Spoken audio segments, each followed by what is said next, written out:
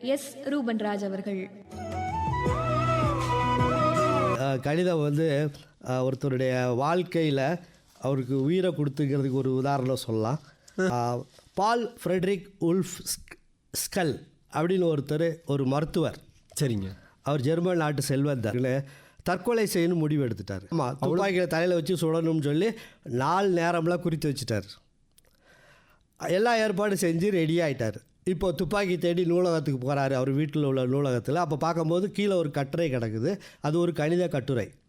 அதில் வந்து ஒரு சின்ன கேள்வி, புதிர் இருக்குது. அதை பார்த்த உடனே இதுக்கு ஆன்சர் நம்ம ஏன் கண்டுபிடிக்கக்கூடாது அப்படின்னு சொல்லிட்டு கூட்டல் கழித்தெல்லாம் செஞ்சு பார்க்குறாரு. அவரால் விடை காணவே முடியலை. இதில் மூழ்கி போனதுனால அவர் செத்துல நினச்சார்ல, அந்த முகூர்த்த நேரம் தவறி போச்சு. அவர் மரணத்துலேருந்து விழுந்துட்டார். அதனால் வந்து தற்கொலை பண்ணிக்கலை. சரியா? சரி, அந்த கணக்குக்கு விட கண்டுபிடிச்சாரா? இல்லை, அதை அவர் வந்து மரணத்திலேருந்து காப்பாற்றின அந்த புதிர், அது வந்து ஃபெர்மட் லாஸ்ட் தேரம்னு சொல்லுவாங்க.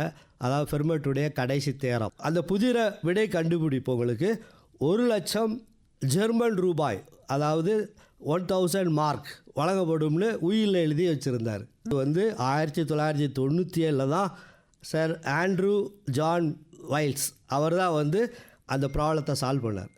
அந்த ப்ராப்ளம் ரொம்ப ரொம்ப சிம்பிளான ப்ராப்ளம். எத்தகுரஸ் தேரம் உங்களுக்கு தெரியும். Square plus y square equal to z ஸ்கொயர்னு இருக்கும். சரியா? அது ஐபாட்னியூஸ் ஸ்கொயர் பண்ணிங்கன்னா அது மற்ற 2 சைடுடைய ஸ்கொயரை ஆட் பண்ணது வரும். சரியா? இது மாதிரி x cube plus y cube equal to z கியூப்னு எழுத முடியாது. X power 4 plus y power 4 equal to z power 4 எழுத முடியாது. X power 5 plus y power 5 equal to z power 5 எழுத முடியாது. 3, 4, 5, 6, 7, 8, 9, 10 எந்த நம்பருக்கு எழுத முடியாது. இது எழுதி வச்சவர் ஃபெர்மட். அவர் எப்படி எழுதினார்னா, ஆராய்ச்சி கட்டுறது கிடையாது. டைரியில் ஒரு பக்கத்தில் ஒரு மார்ஜினில் எழுதி வச்சுட்டு இறந்துட்டார். அவர் இறந்து போன பிறகு அவங்க பையன் வந்து அந்த புக்கை எடுத்து பார்த்தபோது லெஃப்ட் சைடில் மார்ஜினில் எழுதி வச்சுருந்தார், எனக்கு ஆன்சர் தெரியும் ஆனால் எழுதுறதுக்கு இடம் இல்லை அப்படின்னு சொல்லிட்டு இறந்துட்டார்.